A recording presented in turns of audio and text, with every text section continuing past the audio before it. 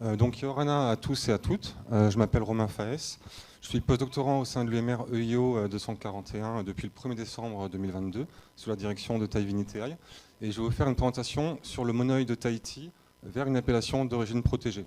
Donc comme vous le savez, le monoeil en Polynésie est très important dans la culture polynésienne et du coup a été valorisé par le passé par une appellation d'origine, mais des efforts méritent d'être faits à ce niveau.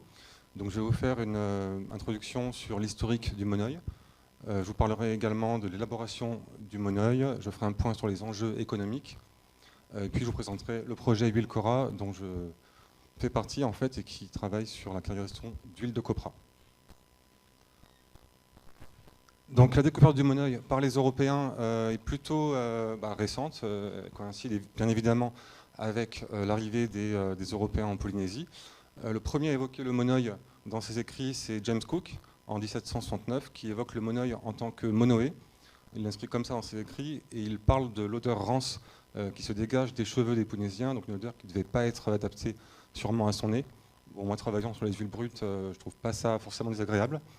Et on peut également citer Dumont d'Urville, qui lui a ramené les premières fleurs de tiare en France en 1824, parmi 3000 autres espèces végétales. Mais bien évidemment, le monoeil existe depuis plus longtemps que ça.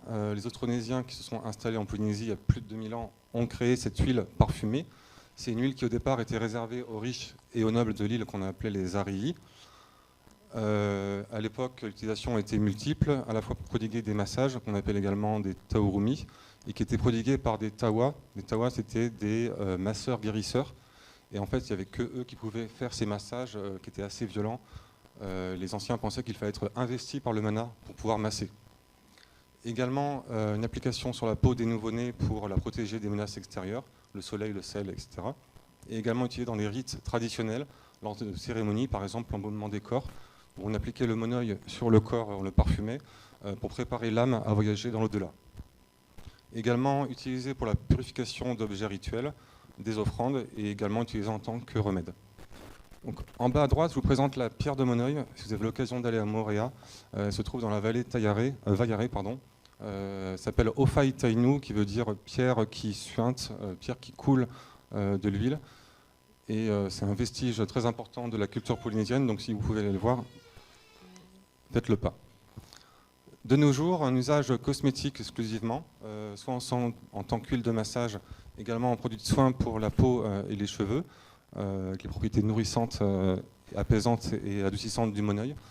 Il est également présent dans beaucoup de pléthores de produits tels que les savons, le lait, les shampoings, les huiles essentielles, dans plus de 400 à 500 produits différents. Donc, le monoeil est préparé à partir de deux produits principaux de la Polynésie. Le cocotier, appelé également arbre de vie, Cocos nucifera, arbre de vie parce que rien n'est perdu dans le coco, tout va être utilisé. Aussi bien la bourre que l'eau de coco, que l'amande sèche donc pour les huiles de copra et le monoeil, que les racines, donc sert en tant que construction, décoration, engrais, combustible, tout est utilisable. Et la fleur de tiare, Gardenia tahitensis, également appelée la fleur de l'amour. Il faut savoir que cette fleur, à l'époque sacrée, pouvait uniquement être cueillie par les rois et les reines. Et en fait, dans la préparation traditionnelle du monoeil, ces fleurs de tiare ou ces boutons de tiare vont être mélangés à de la chair de noix de coco fraîchement râpée qu'on laisse au soleil et qui va exuder du coup l'huile, et on récupérera après cette huile. Donc, dans un processus plus industriel, maintenant, c'est pas possible d'appliquer cette méthode traditionnelle. Donc, c'est l'huilerie de Tahiti qui fabrique l'huile de copra à 100% sur la Polynésie. Donc les amandes de noix de coco vont être séchées au soleil dans les différentes îles de Polynésie afin d'abaisser le taux d'humidité. Ensuite, vont être acheminées par sac et par bateau jusqu'à l'huilerie. Le copra va être broyé et l'huile brute va être extraite par pressage à chaud. S'ensuit ensuite un raffinage industriel afin d'éliminer tous les germes, les bactéries, les moisissures, et également désodoriser l'huile pour obtenir de l'huile raffinée qui va être après utilisée dans le monoeil. Donc la composition en huile de copra raffinée est celle-là. Donc il y a des acides gras polyinsaturés entre 1 et 2%, un peu plus d'acides gras monoinsaturés, 5-6%, mais surtout beaucoup d'acides gras saturés avec une composition supérieure à 90%, Et c'est en fait cette composition en acide gras qui va dicter les propriétés de l'huile de copra. D'ailleurs, c'est l'huile végétale où il y a le plus d'acide gras saturé sur Terre. Donc c'est une huile qui va être très stable à l'oxydation, avec un point de fumée très élevé, 232 degrés, donc qui est vraiment résistante à la température. Elle a un point de fusion qui est d'environ 24 degrés, donc en dessous de 24 degrés, cette huile aura un aspect de masse cireuse, sera figée, sera liquide à une température supérieure. On peut également signaler la présence de 1 à 5% d'acides gras qui sont libres. Donc quelques chiffres sur la filière copra. Du coup, en Polynésie, il y a environ 29 000 hectares de cocoteraies, dont 86% sont situés au Tuamotu-Gambier. On peut voir que si on rassemblait tous ces hectares, ça correspondrait à finalement une petite surface, qui est celle de l'île d'Ivaoa, mais c'est quand même les 3/4 de la surface agricole exploitée, donc ce qui n'est pas rien. Il y a environ 2000 exploitants qui sont concernés, 8000 familles qui vivent de la copraculture. Il y a eu 9700 tonnes de copra récoltées par an en 2021, donc c'est un chiffre qui commence à remonter, mais qui a été très affecté par le Covid. On était plutôt à 11 000, 12 000 tonnes de copra par an. 5-6 000 tonnes d'huile de copra brute qui sont produites exclusivement à l'huilerie de Tahiti. Et seulement, entre guillemets, 400 tonnes de monoeil ont été produits en 2021, dont les 3/4 pour l'export. Mais c'est un produit à très forte valeur ajoutée, et donc qui a été nécessaire dans le passé de protéger.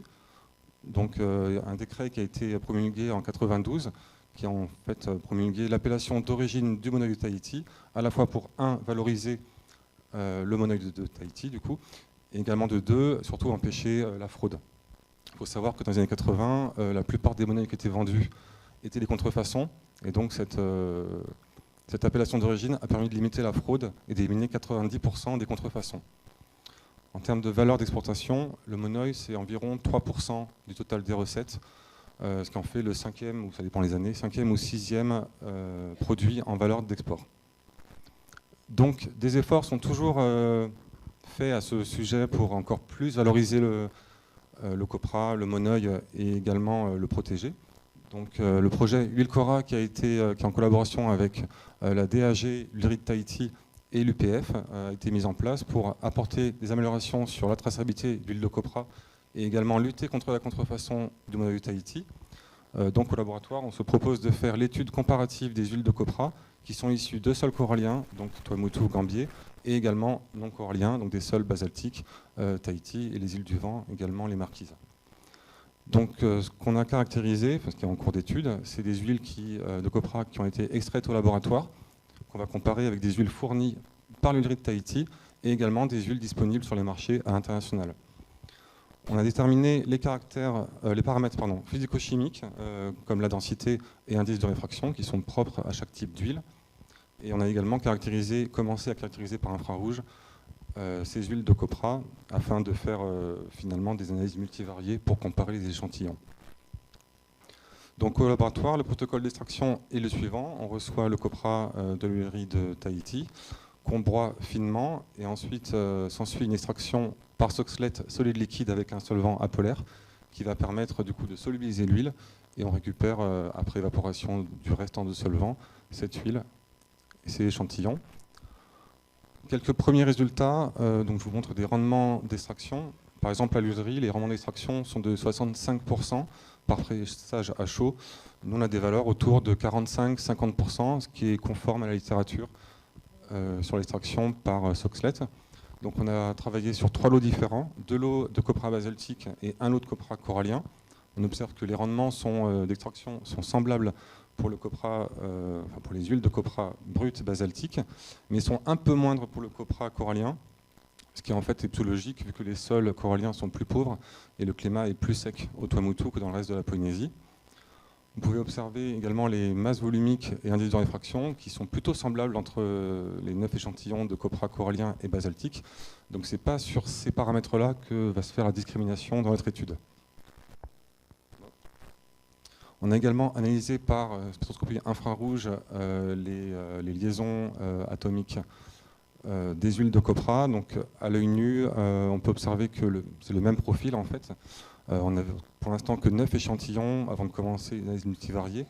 Donc effectivement, il y a un traitement de signal qui va être très lourd et il nous faudra plus d'échantillons. On espère recevoir une trentaine de lots de copra différents, d'îles différentes, pour pouvoir agir plus finement à ce niveau-là et caractériser par cette technique. Donc en conclusion et perspective, dans un futur proche, ce que je viens de vous dire, c'est de disposer de plus d'échantillons d'huile afin de faire plus d'analyses multivariées et avoir plus de spectres. On va également essayer de déterminer la composition précise en acide gras, donc une collaboration qui est mise en place avec l'IMBE, avec le professeur Isabelle Bombarda, qui permettra d'amener des données sur chaque huile de copra. On va essayer également de quantifier et analyser les insaponifiables. Je ne vous en ai pas parlé lors de la présentation, mais ils sont également présents dans les huiles de copra, c'est tout ce qui est antioxydants, vitamines, tocophérols, stérols, etc., qui pourraient amener des informations et permettre de discriminer les différentes huiles. Et au final, comparer avec les huiles de copra fournies par l'huilerie de Tahiti et les huiles internationales. Je vous remercie pour votre attention.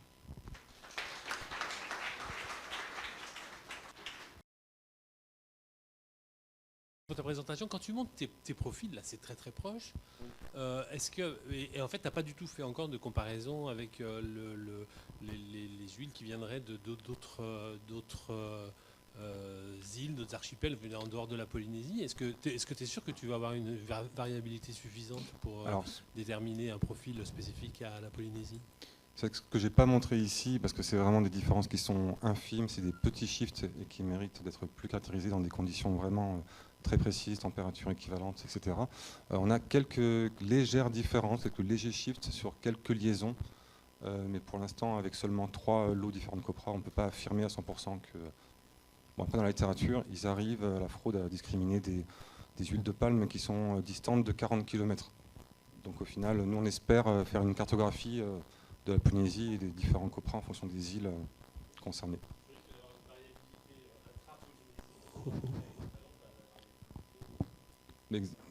Oui, exactement. Enfin, on a réussi quand même à séparer le corallien du basaltique pour l'instant, mais avec seulement 3 échantillons.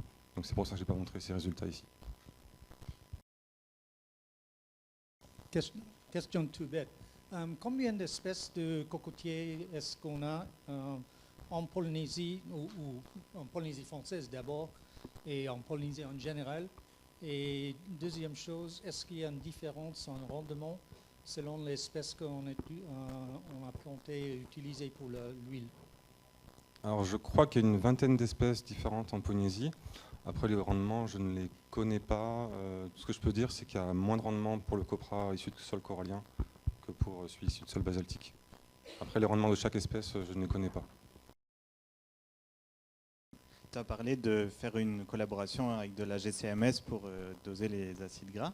Est-ce que tu pourrais aussi réfléchir à analyser les composés volatiles que tu pourrais avoir? Ça donnerait peut-être un profil différent en fonction des caractéristiques. Alors on a effectivement pensé à ça, ce qui pourra effectivement fonctionner sur les huiles brutes, mais pas sur les huiles raffinées, malheureusement. Mais oui, on a imaginé ça en projet.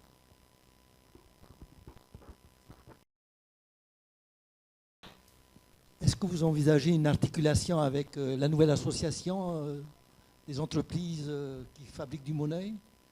Et est-ce que c'est dans sa perspective que d'aller vers une actualisation de son appellation d'origine ou d'aller plutôt vers une IGP? Alors je pense qu'on est associé à l'association du monoeil. Après, le but, c'est d'arriver à une appellation d'origine protégée. Bon, après, c'est plutôt politique et c'est pas à mon petit niveau que ça va se décider, mais mes travaux vont, je pense, essayer de tendre vers cela sur le long terme. Oui. J'ai mis en place ce projet. Et oui, tu as raison, le groupement des monoeils de Tahiti est bien entendu directement intéressé et ce projet s'est mis en place avec leur participation. Toute histoire à un moment donné des taxes qu'ils devaient réutiliser, mais ça transite à travers la direction de l'agriculture, voilà, les fameuses subventions auxquelles avaient droit les instituts du monoeil. Et donc eux sont directement intéressés par ces résultats par rapport au fait de pouvoir leur apporter un outil de mesure pour contrôler la fraude. Voir dans quelle mesure on peut rajouter de l'huile de copra extérieure à de moindres coûts. Et c'est la particularité qu'on a exploitée, c'est que normalement les cocotiers sont cultivés sur des sols d'alluvion, dans des deltas, donc avec un sol beaucoup plus riche que celui qu'on a au Tuamotu. C'est ce on l'a déjà montré, hein, mais cette étude-là était sur peu d'échantillons.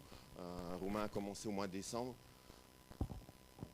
on est en contact avec l'huilerie pour qu'il nous fournisse suffisamment d'échantillons de copra pour faire ces discriminations. Merci. Merci pour ton exposé. En fait, dans l'appellation d'origine contrôlée, en fait, c'est conditionné à une caractérisation de la zone, en fait, donc de discriminer un produit par rapport à d'autres zones. Et effectivement, donc l'objectif, c'est nécessaire en fait pour pouvoir envisager une appellation d'origine. En fait, il y a déjà une appellation d'origine qui est mise en place, mais c'est plus sur le process. En fait, c'est vraiment 10 fleurs de tiare pour 1000 litres de copra. Après, il n'y a pas de caractérisation plus fine à ce niveau-là. Après, le passage à l'AOP, effectivement, ce serait vraiment une traçabilité précise. Et on espère que les spectres infrarouges pourront permettre cela. Merci.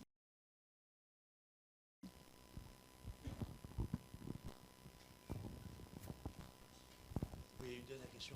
Vous savez que le tiare, c'est du gardénia. Si moi j'étais un industriel au Japon, et si je voulais me mettre à fabriquer du monoï, puisque vous parlez d'appellation contrôlée, c'est pour vous protéger de concurrents qui pourraient venir. La seule chose que je ferais, je ne viendrais pas à Tahiti pour aller chercher du tiare. J'essaierais d'utiliser le gardénia et d'en extraire l'essentiel. Est-ce que vous avez fait une fois une étude comparative entre le gardénia et le tiare? Alors, mon niveau, non. Peut-être que Taïvini l'a fait par le passé. Après, nous, c'est plus au niveau des huiles de copra, sur mon projet qu'on va agir. Et on pourra vraiment savoir si l'huile de copra utilisée par le concurrent vient de chez lui ou une partie est prise à Tahiti au niveau des pourcentages de mélange qui pourront être faits. Après, au niveau de la fleur de tiare, ça ne nous concerne pas. Oui.